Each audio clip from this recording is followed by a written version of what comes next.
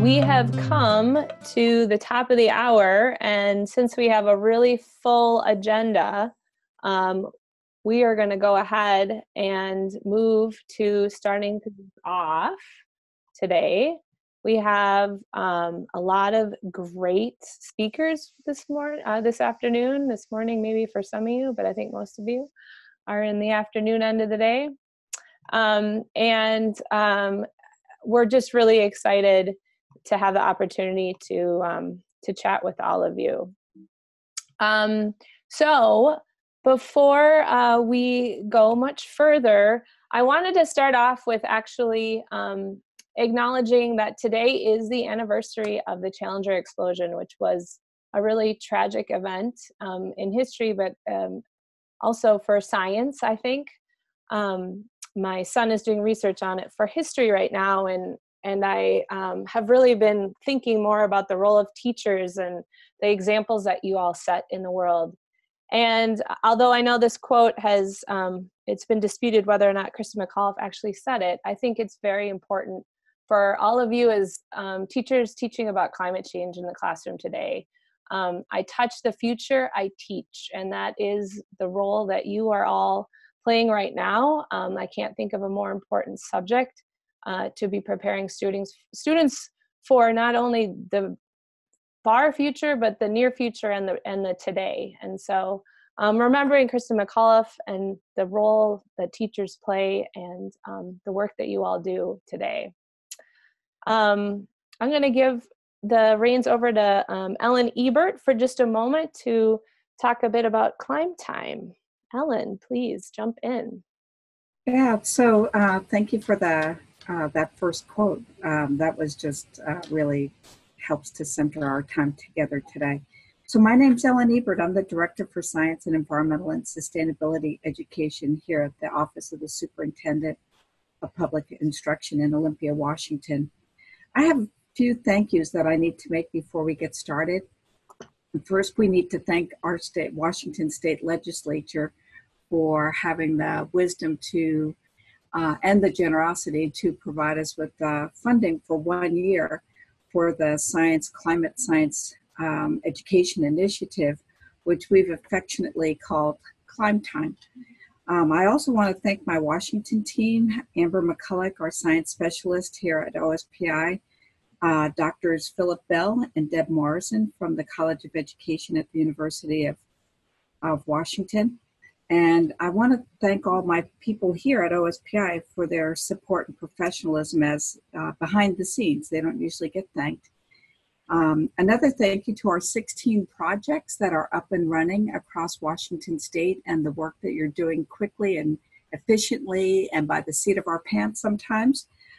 So thank you. And the warmest thank you to Kristen Poppleton from the Climate Generation and Frank Nepole from NOAA for their generosity of time, critical thinking, and collaborative friendship throughout this initiative process. And last but not least, a wonderful thank you to our two guest speakers today. And we're so grateful for your kindness and spending a bit of your time with us today, because I know you're all busy. So thank you. Thank you so much, Ellen. It's such a pleasure to be doing this webinar today.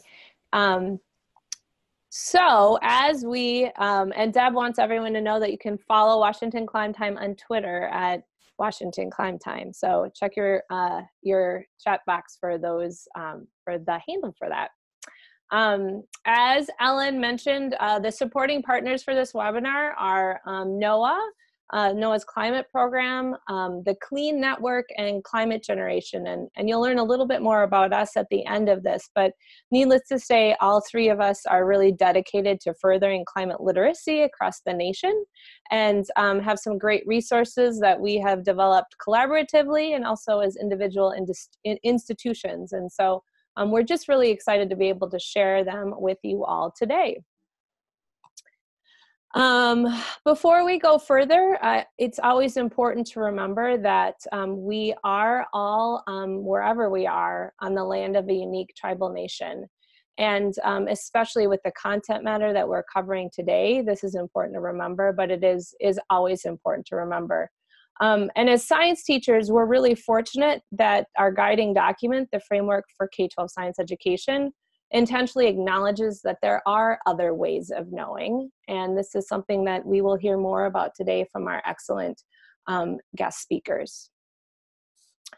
Some things to think about today while you all are listening is how can you engage with this material through your own teaching and learning? So what standards might you be connecting to? What reading resources might you use? What other lessons or activities or resources could be engaged? And how can you really connect to social science curriculum or Indigenous history and science? Be thoughtful in this, and in the follow-up survey actually will ask you if you had any thoughts as you were going through the listening to our guest speakers. And so with that, I want to introduce both of our speakers, and I'm actually going to go ahead and introduce both of them. They will each be speaking for about 20 minutes, and then we'll be opening it up for questions. Please feel free to add questions to the chat window. We may take some time to answer them in between, but save probably most of them towards the end. Our first speaker will be Dr. Devarati. Oh, Devarati, I'm going to butcher your name. Bhattacharya, and please correct me when it's your turn. And Devarati and I go way back in the CLEAN network and with the University of Minnesota. She's currently the K-16 STEM Educational Postdoctoral Fellow at the University of Nebraska in Lincoln. And her research focuses on climate education and literacy, teacher education, and professional development. As a graduate student, she worked on CYCLES, which was a NASA Innovations in Climate Education project.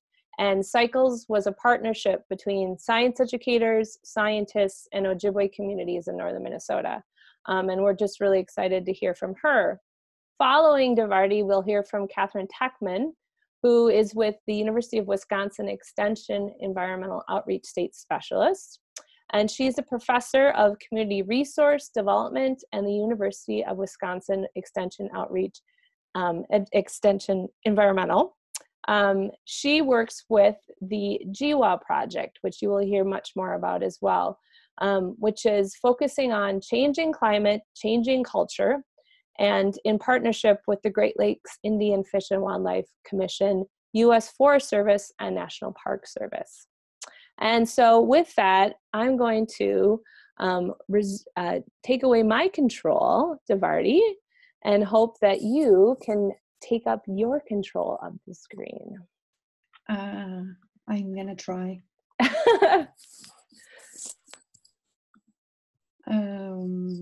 Share and here. Perfect. You got it. But it's not full screen. You can go down to the bottom and hit full screen. There you go. Okay. Beautiful. Thank you. So, I think I didn't time it. Well, first I would like to thank you. This conversation about wherever there's a space and time of talking about congruency between Western ways of knowing and the Indigenous ways of knowing, these conversations are very, very important. They should happen more often, and they should be provided in more and more spaces, made accessible to all teachers, because we have seen how much teachers need support with this instruction. So I thank you, and I thank you for having this conversation, and thank you for letting me being a part of it. Kristen already introduced and described the project, so I'm going to quickly just give an overview. That I was a graduate research assistant. That time I was doing my doctoral program in the NASA Innovations Climate Education Grant Project. We call this project CYCLES. It was 2010 to about 2013. Basically designed for professional development for teachers in northern Minnesota. Objectives were, of course, to promote understanding of global climate change, focused on in-service teachers. There was no pre-service teacher or teacher development component to it. And another main focus was adaptation and implementation of materials in culturally congruent ways.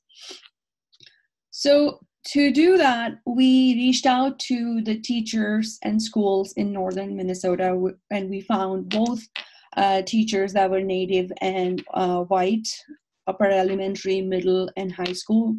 We found teachers with a very wide range of experience, 9 years to about 35 years of experience teaching multiple subjects. And teaching multiple subjects because it happens in schools when you're in a remote school that you cannot just restrict yourself to one class and one content area as you have to be available to teaching multiple content areas, science as well as in humanities. Most of our teachers taught in schools ranging from somewhere about 17 to 90% Native students. And these teachers stayed with us. It was a longitudinal professional development program. So about 19 of these teachers stayed with us for about 3 years. And in 3 years, here's the personnel who worked with them. It was Drs. Jill Roerig, Karen Campbell, Diana Dalbotton, Dr. Keisha Verma, Stephen Carlson. We had Ojibwa community members and elders, researchers from other departments at the University of Minnesota who had previously worked in these areas in different capacities. And of course, a bunch of us, that was the graduate research assistants. I'm not going to talk about that aspect of the research, which is the teacher's understanding, conceptualization, and the student learning that happened through this project. That was the part of my dissertation, but that was also a huge component of this project. So what I am going to focus upon today is the cultural congruence part, which was, of course, a guiding theme throughout this project. So as I said, professional development was a very integral part of this effort. So to begin with, and this is probably my first big takeaway, that when you conceive of such a project and you have cultural congruence in mind, it doesn't have to be restricted to one application or one component of the project. You have to integrate it in all the aspects that you are thinking: teacher instruction, teacher professional development, how you think about professional development, what resources you will provide during professional development, who you will access during professional development, and who will benefit from it, and who will be a part of it. So why I show this picture is from a publication, Dr. Roerig and Dr. Dalbotton's publication. I think it'll be available to you later. But the whole idea was, as a part of this 3-year effort, everything that we did, it was aligned with the whole objective was to emphasize the similarities. What are the similarities between the Western world and the traditional ways of knowing? So all our efforts, whatever we did, if we met with teachers, if we designed a professional development, if we suggested a curriculum, if we designed a curriculum, if we made something available to teachers, we were doing that under the theme that was this cycles theme. So earth, fire, water, air, everything is interconnected and leads to a cyclic way of living. So how does that translate into a project like this? We had a 3-year grant, so definitely we had 3 years of professional development. So we divided the years into themes. So first year, we focused all the content knowledge, the pedagogy, as well as all the materials, the outreach, and the workshops that we did with teachers were focused on the content of Earth, geosphere. So climate change, how does changing climate impact resources on Earth? Okay. The next year, we focused on water. And the third year, we focused on air and fire. Fire, we considered as a part of invasives. So it was, we considered that as how do invasive species get impacted by the changing climate. So that way, all the efforts that we did in content, in pedagogy, in resources, as well as in who we brought in and who we accessed for materials, data, for resources, it was all organized based on this model. Then in the activities and in the pedagogy, we aligned these through this framework. This framework is will be also available to you. And what basically it is, all the materials that we provided or we created or the teachers created, they were interdisciplinary, not just restricted to just science or just to say math, but we would go across and pull content from science, from humanities, wherever needed, connecting the two. Place-based, so where the teachers were, the most teachers were from northern Minnesota, so we grounded all the content within the research, scientific research in Minnesota. It wasn't that we didn't make comparison to other states. We of course made comparison to other states, but at the end of the day, we wanted the students to know and learn about how the changing climate would affect the place where they come from, where they belong to, and where they know, which they know most about. Then finally, inquiry. So inquiry was an integral part, whether it was a data-based inquiry, whether it was something they were doing in the lab, whether they were the use of models, or whether they were, using weather balloons. Inquiry was an integral part. And cutting across all this was how to make this culturally relevant. And that was something that you would have to, long conversations would happen for us to understand, okay, so for this particular lesson, what would be the culturally congruent approach? How can we, it wasn't something that we had a same model that we applied on every lesson. It was very, very customized to each individual lesson or inquiry that the teachers wanted to do. So as a part of this project, we did about 3-week annual long workshops per year of the project, 4 to 5 one-day, sometimes half-a-day workshop during each year. And we brought in regional governmental, non-governmental agencies. We had Kristen Kristen described her curriculum, the climate generation curriculum. She came in and talked to teachers about it. And also we provided resources, personnel. So there were 3 graduate students, research assistants that were available to teachers when and where they needed them, or if they wanted help in the classroom, if they wanted help with material, equipment, setting up an experiment, bringing students out, running an experiment, data, making data inquiry, downloading data, making a data packet. So those resources were available to teachers. Another thing that I didn't mention here, but we did, was we asked teachers what they wanted to learn about.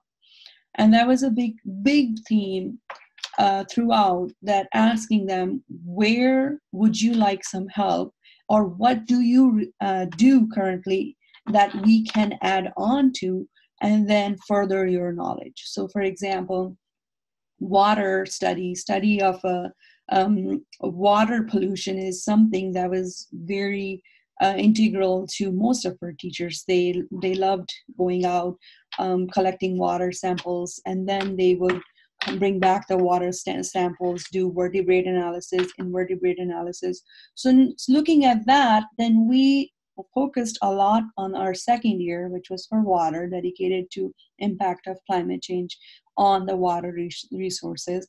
We focused more on freshwater resources, and then going further, we made sure that we made huge data sets that would enable students, teachers to have discussions about what does changing climate look like for water resources.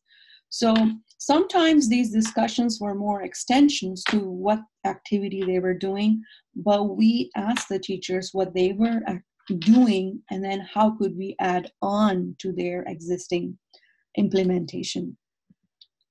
So I present the insights as a part of this professional development project. We also had access the teachers for interviews. We had 9 volunteers whom we interviewed about their understanding of culture, cultural congruence, and how could they bring culture in their classroom.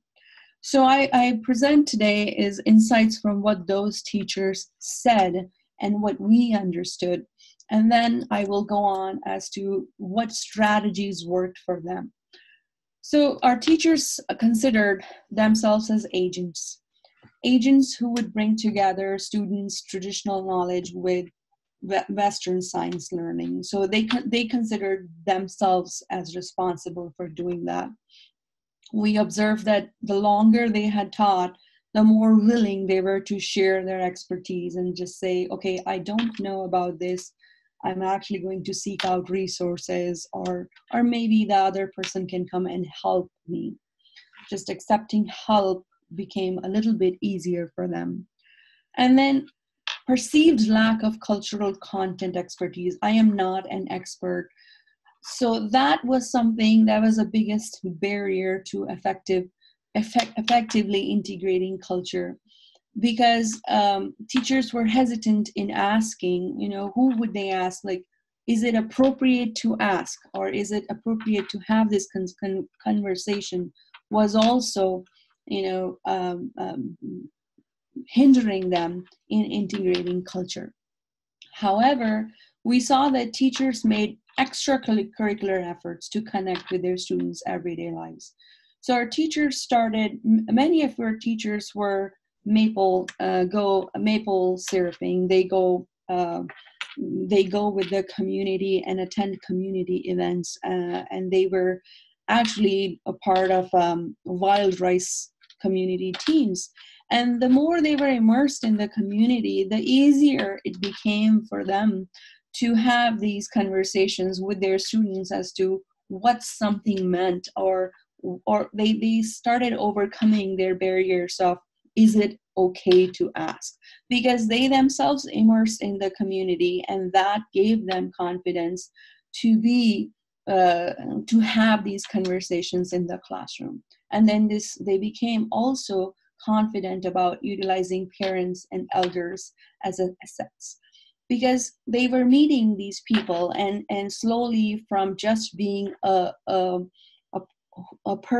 parent of a student, they started knowing people and elders as community members. So your interaction changes and you become comfortable. And then, of course, I'm doing a lesson in my classroom. Would you want to step in? Would you want to come in for 30 minutes? Then these kind of conversations were happening. So we noticed these in teachers who were somewhere around 10 to 20 years of experience, rather than our teachers with less, who had just started or had less experience in the classroom. Another thing we noticed, that the teachers considered linguistic competence. So they wanted to use a vocabulary in their classroom. And if they didn't have competence about it, then they felt hesitated. So they hesitated. I would say something wrong. It wouldn't mean what I wanted to say. But however, teachers who were integrated in the community felt like, well, I could pose it as a question. I could reach out to my humanities teacher, my language teacher, and ask her to help out. So it eventually became about how confident I am that I can reach out and make connections. But they've all had to be acknowledging of the fact that there is another culture in the classroom other than mine. And that was an important thing. So strategies. Our teachers, when they talked to us, they said things that made us understand that they were recognizing and validating students' culture. And how we see that in the data is that instead of using the word them or their culture, teachers would usually say in our area, in our community. So it is not them or us, it is our community, our resources, our cultural practices. So it is an internal validation. And then explicit instruction. So as a researcher, I believe that there is a disciplinary specific language. So there is a language of science, there is a language of science, there is a language for traditional knowledge. So when we are teaching our students, so for example, we're teaching students, say about, again, let's use the example for water resources, then in Western science, you use that specific discipline, that language specific to that discipline. So you'd say water samples, you'd say the nitrate content, you'd say things that are specific to that discipline. And slowly teachers started adapting languages that were language or words or phrases that were specific to the Ojibwa culture. And that helped students to notice. And there were 2 classrooms actually where students were so familiar with teachers that they would provide this knowledge. It doesn't have to be the teacher, it could be the student too. So, and the third thing is incorporating cultural strengths into the everyday learning process. So again, bringing real life experiences. Talking about, if we are talking about continuing with the water pollution example, so then connecting it to something that the students do in their everyday lives, wild rice. So how does climate change impact water resources that would significantly influence something that the community values and treasures? So how would wild ricing, the process, the yields would be impacted with this changing climate? That is something that not only you have made a resource, entirely place-based, but you have actually reached into the depths of something that is important to the community. So again, and in these issues demonstrate personal connectedness, not just saying that we want to save wild ricing just because it's important to the community, but our teachers would say, well, I enjoy eating it. I like the wild rice salad, and I like it when I have my own wild rice that I have harvested. So that's a personal connectedness. And then most of our teachers had done a lot of homework in identifying resources in the community. Who is available to me in what form? The DNR, Department of Natural Resources, employs a lot of native and undergraduate students as interns, and they were available to our teachers for coming in. Extension faculty were available to our teachers, and teachers sometimes had to just drop in an email and they would get a warm response, and they were really excited about it, that okay, so-and-so is coming to my classroom, meeting the elders. So identifying resources was a big factor in a successful cultural congruent. And so here I give a sample action plan for one of our teachers. This teacher is a middle school teacher. And why I share it is because I think it's easier when you see how someone has done this. So here she's doing abiotic factors investigation, and I think for this abiotic factors, she was using, for either one of the activities, she was using the material from climate generation. But you can see that after the top 2 investigations that she's doing, she has this cultural narratives about change through time. So she wants to incorporate the narratives into these investigations. And she wants to do it through 2 ways. She has identified some material that the students can read, assess, analyze, and describe. So these narratives that she has obtained. And then she has also accessed a community elder who would help her with nature walks. So they will go out together and have these conversations in a storytelling way. So here we see both of the top 2 activities. These are data-based activities. You're immersed in data analysis, collecting data, very Western. And then you have the storytelling narrative, accessing the traditional narratives right there. So congruence to this teacher means doing both things together. And she's had this in a 2-week time frame, where students did the investigation first and the narratives later. And I think what she explained to me that was flexible for her to do one first, then the other, and it just depended on the facility and the person available. So that is all I had that I wanted to share. This is my current project where we have moved on, and we are talking about the strategies for how students learn the Earth's climate through models. So we have gone way further into all strategies and into one specific strategies, that is the use of model and model-based learning. So, but I would be happy to answer any questions you have. Other than that, I think I'm going to pass on to Cathy. Thank you so much. And we'll have to get you back to talk about models too. And yes, if you have a pressing question that you want to throw in the chat that I can bring forward after we hear from Cathy, please feel free to add it. And Cathy, if you want to go ahead and share yours. Devarati, thank you so much. That was absolutely everything I had hoped for. So please stay on so we can answer questions at the end. And Cathy, take it away. Okay, bonjour everybody. Hello in Ojibwa.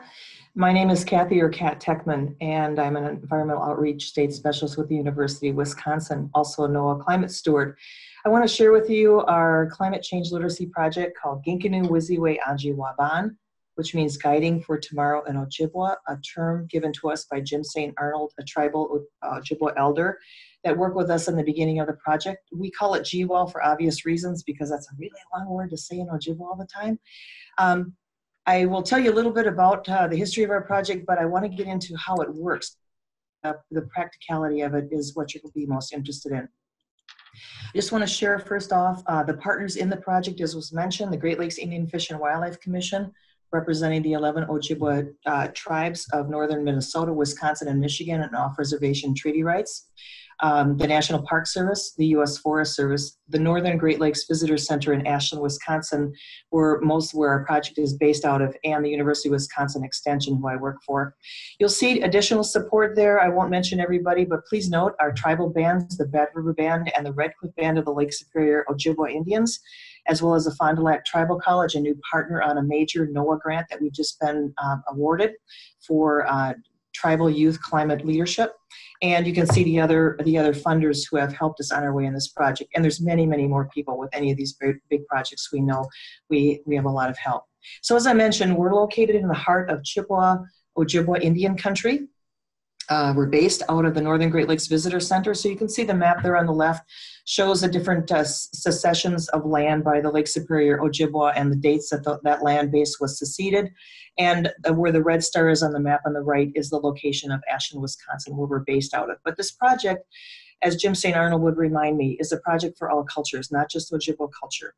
It's applicable to all cultures and locations, and I hope to share with you how that can be GWEL can be used in your location as well. So a little bit about the project roots. Way back in 2007, we were having inklings that climate change was affecting Lake Superior resources, especially safety on public lands. And so our land management agencies, the Park Service and Forest Service, were really concerned about this.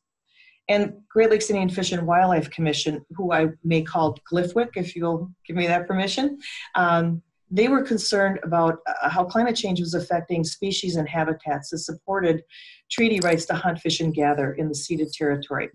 And as you can see there in the slide pictures, the extreme storm events that we've been having, the loss of wild rice in the Kakagan sloughs of the Bad River tribal area were very significant and very alarming. And as an educator, I found that our climate literacy models of basically tech transfer were just not working. And I just throw up this slide as one of those. So I did a little bit of research, and we found this intriguing research from Columbia University. And I'll let you read it, but it basically says, it talks about the effectiveness of local place-based evidence of climate change is as effective or more effective than simply an analytical approach. So we thought a little bit about this as a partner team. How could we make this happen and combine the resources and knowledges that we had? And we looked at some initiatives, so I really want to give a shout out again to Cycles and to Devarati and her team. I met them a long time ago, and you'll see when I go through the GOL model how Cycles and the Will Steger climate generation has shaped our initiative and shaped our literacy model. So again, as Devarati was talking about, the importance of STEM, place-based education, inquiry-based strategies that integrate both scientific and native ways of knowing about the world. And Will Steger, climate generation, a curriculum that builds advocacy, leadership, the mapping format that was used in order as a way to demonstrate climate science rather than the analytical tech transfer approach, and online teacher training and curriculum outreach and project sharing. You'll see how all of these are woven into our GOL projects. So I want to say chi miigwech, which is a big thank you to both of those initiatives for helping us on our way. So here's how the GOL model works, and this will make more sense as I go through some examples, but it's built on an interpretive. Those of you who might be familiar with the discipline of environmental interpretation, it's built on an interpretive framework. So it reveals how climate change is affecting the species and habitats that support cultural practices we value. Because if we don't value something, we're not going to pay attention. And this is some of the issues with some of the climate models that we see that might throw up polar bears. Not that polar bears aren't being affected by climate change, they are. But we want climate change to resonate with our audiences, place-based, where they're located. And Devarati talked very eloquently about that. So cultural and economic practices we value. By integrating place-based evidence we can observe with traditional ecological knowledge, TEC, TEK, and scientific ecological knowledge, or sometimes we call it Western science, to provoke action. The big so what of this is doing something about what we're learning. So we take a look over to the right, we can see the cultural practice of, for example, birch bark harvesting depends on the sustainability of paper birch, a boreal species.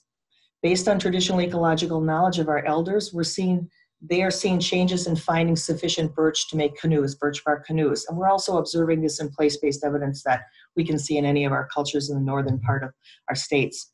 And if we take a look at what scientific ecological knowledge is projecting for Wisconsin, we can see in the lower map projected change in annual Wisconsin temperatures are going to be up almost 9 degrees. What does this mean for the sustainability of paper birch and the Ojibwe cultural practice of birch bark harvesting? And this is how GOL combines both TEK, place-based evidence, and SEK. What is place-based evidence? I think everybody probably knows this, so we can run through this quickly. Here's a couple examples. It's qualitative evidence we can observe. Phenological evidence, some examples from Wisconsin and changes. This is based on Aldo Leopold and his daughter Nina's 60 years of observations in Wisconsin. We can see changes in Lake Superior ice cover, decreases in ice cover, our ice roads between Madeline Island and the mainland not being safe to cross in the wintertime, and those extreme storm events that I talked about earlier. So again, qualitative. But what's important with GOL is it integrates TEK of the Lake Superior Ojibwa as baseline place-based evidence. And why does it do that? Not only because it's the right thing to do, because we're in the heart of Ojibwa country, and as Devarati was talking about, that respect, and also Kristen was talking about the respect for places that we are in and doing our teaching. But Ojibwa people have relied on the sustainability of plant and animal species for generations to support cultural lifeways and spiritual practices. So we can see wild rice or harvesting manuman, wild rice, today is much like it was been done in the past. So our indigenous cultures can provide us a knowledge of natural systems and language that provides long-term place-based evidence of and indicators of climate change way beyond weather variability. So these qualitative ways of knowing offer a baseline for evaluating place-based evidence that we might be observing in our Anglo or non-native cultures. And there is good evidence to show that there are some challenges that we need to be aware of using place-based evidence. This research by Stoddard, Stockard and Stoddard was done in Newfoundland, where a community was studied that was sure that the impacts they were seeing of climate change in their community was due to climate change, and it was actually due to weather variability. So if we can use indigenous cultures and traditional ecological knowledge to really help us kind of smooth out that issue of weather variability and really help us evaluate whether what we're seeing in any of our cultures is due to weather variability or true climate change. And we also can have evidence of this in our language as well. What are some sources of traditional ecological knowledge? Well, we're very lucky that Great Lakes Indian Fish and Wildlife Commission just came out with their 2018 Climate Change Vulnerability Assessment of 18 beings or species. And you can see what their goal is on the bottom. It's much like we have been talking about, integrating TEK and SEK to provide a report integrating these ways of knowledge that's respectful and complementary. And the link there is available to you so you can go and download this report for yourself. This is going to help us greatly in the research base that we have for GWOL, this new research that Glyphwork has done. But also you can find in your own communities sources of traditional ecological knowledge from elders, knowledge keepers, and language speakers.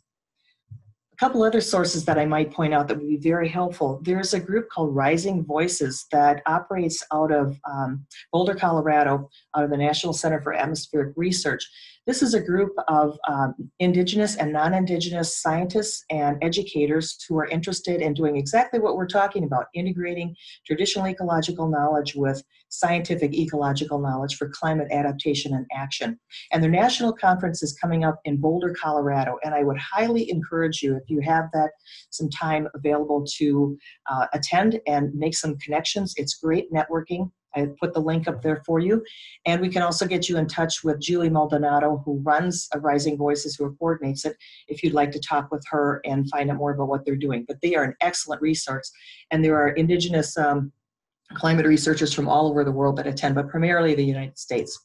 Another source that is excellent that I'm sure many of you know about is Robin Wall-Kimmerer, who has written the wonderful book, Braiding Sweetgrass, that talks about how to incorporate TEK and SEK. Her article on the bottom of the page, Weaving Traditional Ecological into Biological Education, a Call to Action, is an excellent resource for learning more about how to do this. So GWOL also integrates quantitative scientific ecological knowledge, and it's from peer-reviewed sources, such as the map that you see over on the left, the Wisconsin map from the Wisconsin Initiative on Climate Impacts, as well as NOAA and NASA, and the map on the right is a map that was created for us by NASA of climate change in the ceded territories of Minnesota, Wisconsin, and Michigan. And all of the research that we use, unless otherwise stated, is based on the kind of the middle of the road A1B scenario. So we don't get our act together and reduce carbon emissions, and we don't increase them more than we have right now. So let's take a look at how the model works, because that's really the heart of what I'd like to share with you. I'm going to start in kind of a vertical format, and then I'm going to share the model in different examples in a horizontal format. So wild ricing, Devarati was talking about how important this is to Lake Superior Ojibwa people. It's cultural, it's spiritual, for ceremonial purposes. Of course, it depends on the sustainability of manoomin, wild rice. And the sustainability of this species, of this being, depends on habitats with shallow water, moderate water level fluctuations, and cool season growing conditions. Does culture and science agree that climate change is affecting the sustainability of manoomin? Based on place-based evidence that we can observe and TEK, there's been unprecedented cancellations and disruptions in wild rice harvests from 2007 to last year due to a number of what we feel and what TEK specialists at Glyphwork feel are climate change caused problems. Drought, fungal disease caused by high humidity, and flooding, which has especially been a problem. How does this sync up with scientific ecological knowledge or evidence? Let's take a look at some of those projected changes in environmental variables that affect habitat conditions for wild rice survival. We have more heat projected for Wisconsin, particularly northern Wisconsin where we're located. We have more drought projected and more of these gusher rain events that can wash manoomin away. Would this make climate change come alive to you if you were either a native person or a person that liked to harvest wild rice? I would think that you would start to think about that in a different way. So I'm going to put the GWOL model now into a horizontal format and use that format for the rest of these examples. So again, as I mentioned, cultural practice here, and you can see the key species, manoomin, what it depends on, the evidence, place-based evidence that we're seeing, and I'm using the example here of flooding, and does it sync up with what science is saying is projected to happen in an environmental variable affecting that species? Yes. More evidence of gusher rain events, particularly in the northern Wisconsin area. So again, what does this mean for the sustainability of the species and this cultural practice? Here's another one that Devarati mentioned, of very strong importance for Ojibwa people, but many of us maple syrup harvest, and it's also an economic practice. We might just like to eat pancakes too with maple syrup on them. The key species here that's needed is sugar maple trees that require cold spring nights for sap production and quality. We know from place-based evidence that we're seeing a lot of variability in maple syrup production, and through our TEK specialists in Ojibwa country, we're seeing that our harvests of maple sugar and sap are not as abundant as they have been in the past. And if we take a look at projected climate change in Wisconsin in springtime, we can see that our temperatures are projected to increase significantly, a lot fewer of those cold spring nights that we need for sap production. What does this mean for this cultural or economic practice? I'd like to show you now how this model works for maybe non-Indigenous cultural practices or non-species dependent, so that you can get an idea of how you might apply this within your own culture and location. Here's a cultural practice that resonates with a lot of youth. It's snowboarding. The habitat, there's no species involved here, but it's the habitat of snow. And we can take a look at place-based evidence in our area of lack of snow for downhill skiing and snowboarding. And we can take a look at whether or not that place-based evidence syncs up with what science has projected may be happening with the environmental variables that support this cultural practice. If you take a look at the projections for Wisconsin winters, you can see that we will significantly increase our winter temperatures, with more precipitation coming as rain or ice rather than snow. So what does this mean for species, businesses, and cultural practices that rely on snow? You might be a snowmobiler, and again, the same model would work. So this is another way of making climate change come alive to different audiences. Let's take an economic practice. It happens to be a winter one again, so it's a little bit similar.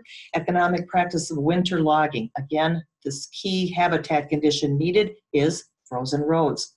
We see place-based evidence of our loggers in northern Wisconsin and the north dropping skidders into swamps that are no longer frozen. And we can take a look at projected changes in frequency of cold nights to about mid-century. And we can see that there will be many fewer, 20-some fewer evenings below, nights below zero. So a lot less frozen roads, which will mean less harvest and transport of logs to market. And this hits people in their pocketbooks.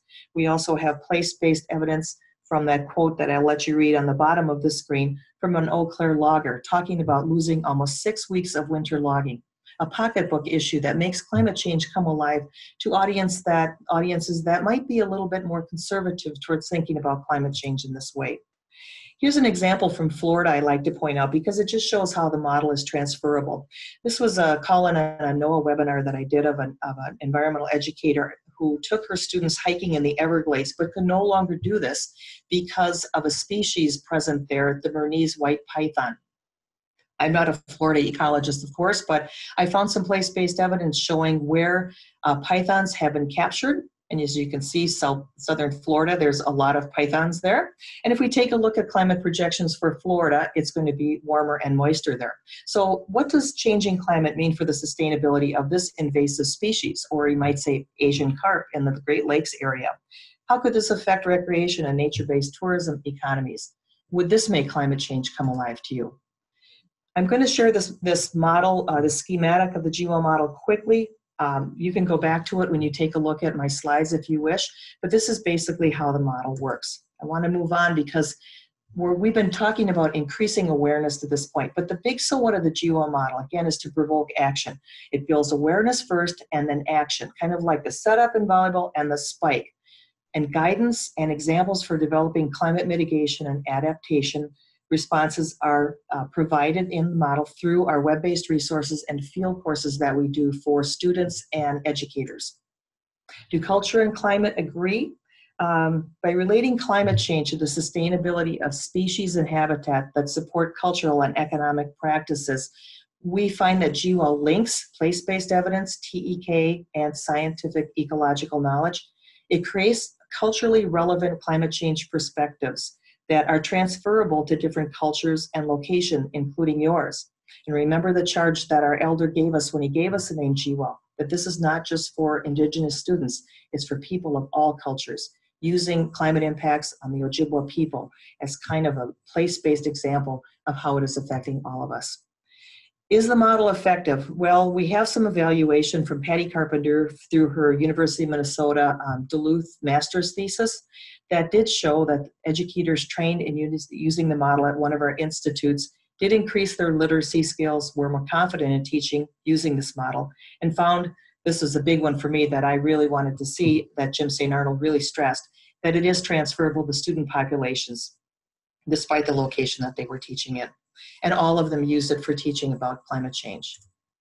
Our outreach tools are listed here. We have a web-based curriculum. We have a discovery center at the Northern Great Lakes Visitor Center in Ashland, and we offer professional development field courses and camps based on this model for students and teachers and educators and community educators. They all have experiential learning. They all incorporate Ojibwe language and cultural elements. They are multiple cultural perspectives, and they are all based on the GOL model. Here's our website. This is what it looks like. The website address is there. This is the full expression of the curriculum. It starts with Ojibwe Lifeways, Place-Based Evidence, and TEK, and cultural connections of climate impacts on key species supporting 4 Ojibwe cultural practices, seasonal practices, plus a new unit on water and climate change called Hear the Water Speak. And in fact, you cannot enter the curriculum unless you go through culture. We've kind of flipped it on its back, so you don't get science first, you go through culture first of all.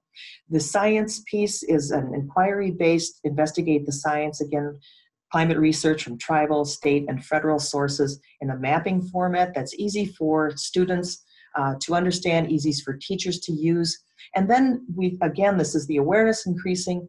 Then we get to the what can we do, and this is taking action through service learning. This is providing examples of how to develop a service learning project. And then the talking circle piece is where students, adults, whomever can share projects. Remember, we learned that from project sharing from the Will Steger climate generation, how important that was. We kind of grabbed that idea from them and put it into our GOL, the talking circle, where you can read about and also post projects on your own. If you don't remember anything that I've chatted about, if you go to our website and where I've circled it up on top where it says resources, just click on that tab and you can see a guide to using this model. We have professional development programs for teachers and educators and climate camps. We have done 5 climate institutes, week-long climate institutes, and we're offering our 6th coming up on the 19th of July, the 8th through the 12th of July. It's called Climate Strong, and this will be open to any educator or a community leader that would like to attend. And it will be held at the Northern Great Lakes Visitor Center and the Apostle Islands National Lakeshore and our neighboring Ojibwe tribal communities.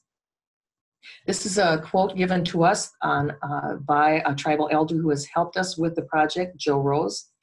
He said, the Ojibwe believe that we must think 7 generations ahead when making decisions today. All cultures share responsibility for protecting, I would say, our home, the earth.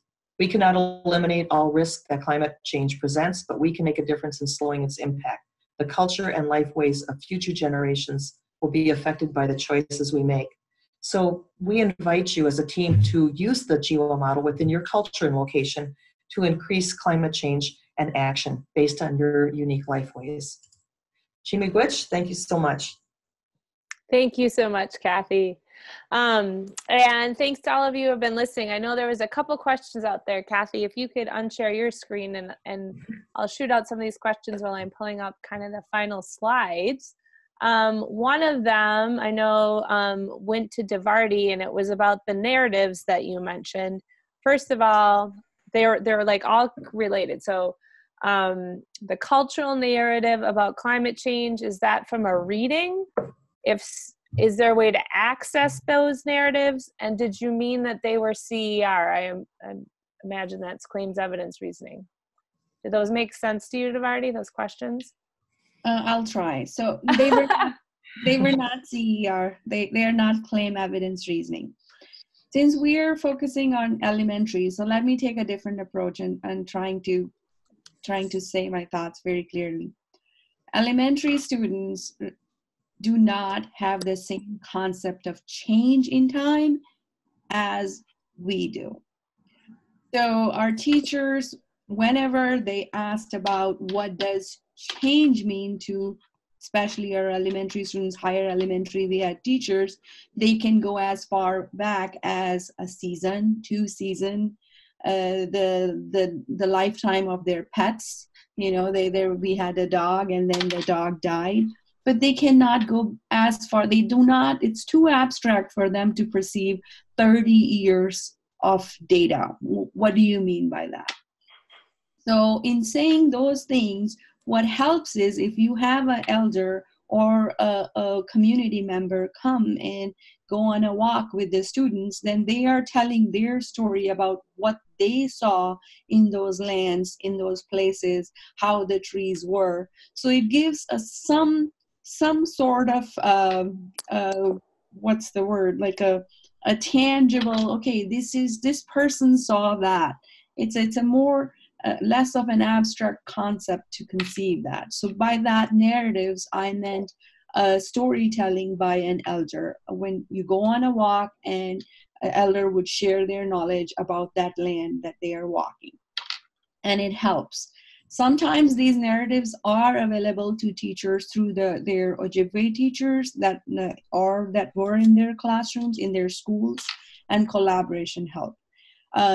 There were only a few written narratives that we could access because it was a storytelling that was important and not reading or obtaining. So in short, what I would like to say is that it's not an object to obtain and bring in your classroom.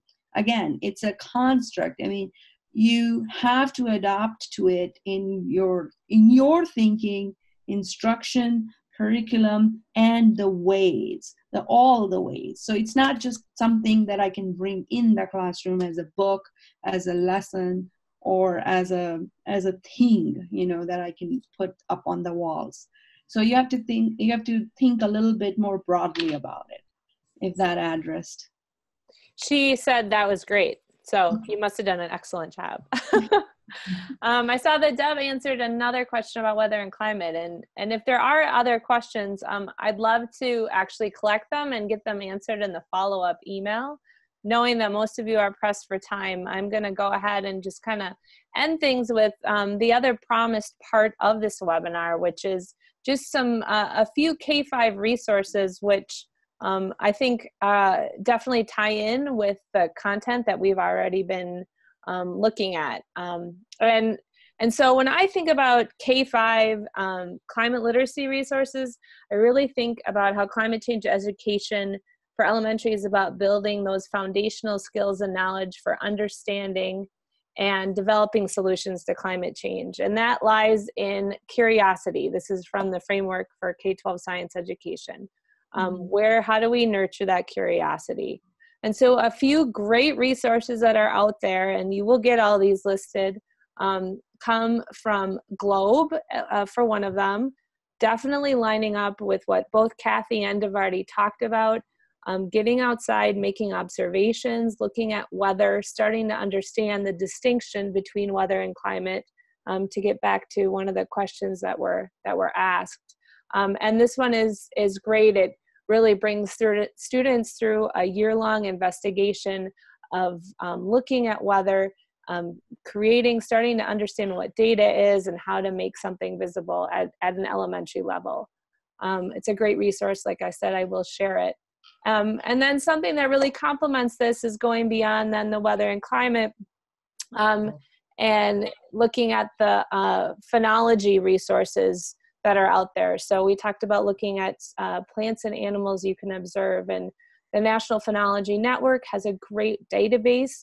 You can search for Washington. I have the webpage up here, and get a list with photos that you could turn into cool little projects for students or games where they're learning about the animals and plants that are native to an area, making observations. They have simplified data sheets that you can use as well.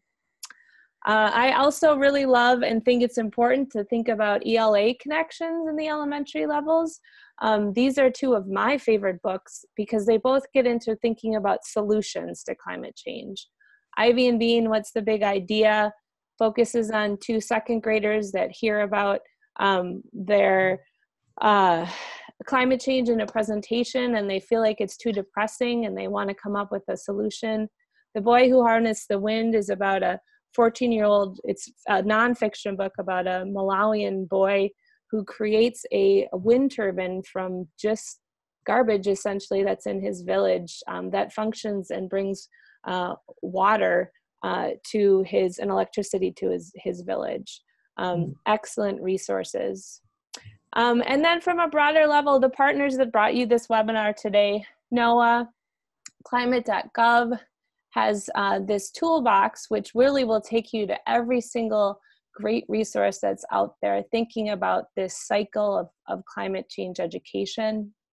The CLEAN network is a collection of vetted resources, a growing collection of K-5 resources, and a network call that you can join weekly if you're interested, as well as a listserv.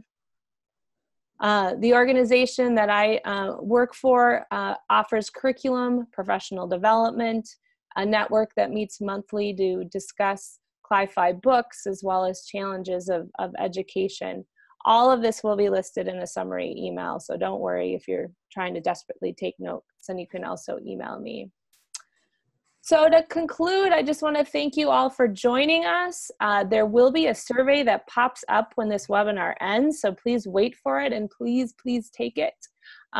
We really appreciate you joining us. As I mentioned, all of the resources that I mentioned, as well as Devarati and Cathy mentioned, will be included in a follow-up email as well as a recording of the webinar. Register for the other webinars in this series. There's 2 other great ones coming up. And please let me know if you have any other questions or comments. And with that, I will let folks leave that need to leave. I also can pull up a chat box and see if there's any other really pressing questions. But if there are folks that want to stay on to ask some additional questions, please feel free to do that. But for those of you that need to leave, please do. So I'm not seeing any additional questions on the side there, but if anyone has any, thanks. And I will be able to capture that chat box as well. Oh, someone says they have one more about narratives. Come on, bring it forward, Julie. Thanks, Abby. See if she's going to type her last one. If we don't have access to tribal folks, can it be non-tribal folk? I'm not sure what she means by that. Maybe I can take that one. Okay. As our elder told us, that our GOL model is for all cultures. So I think the thing to do is, if you're working with non-tribal communities and you want to, again, use knowledge that is place-based and long-term to evaluate whether or not the changes you're seeing are weather variability or climate change. If you can seek out elders in the community, they may not be Native American, they may not be tribal elders. If you have tribal elders close by, or you can find tribal cultural expertise in terms of, again, weaving that in to see if the changes sync up with what culture that has been on the land for many, many generations, if it does sync up. But if you have elders within the community, I've worked with some communities, audiences that, Black communities, where they've talked with elders within the community to get the longest place-based knowledge that they can to evaluate whether the changes that they're seeing today are weather variability or could possibly be climate change. Again, indigenous cultures have been on the land for so much longer than our other cultures, but if not, seek out others within your own culture. Thanks, Cathy. Julie says thank you too. All right. Well, thank you all so much for joining us, and we hope to see you again. And many, many, many, many thanks to you, Devarati and Cathy, for providing us with all your great knowledge and presentation. And have a great day to all of you. I hope it's warmer for you all than it is here in Minnesota. Thank you, everyone. Thanks, right. Thank you. Bye-bye.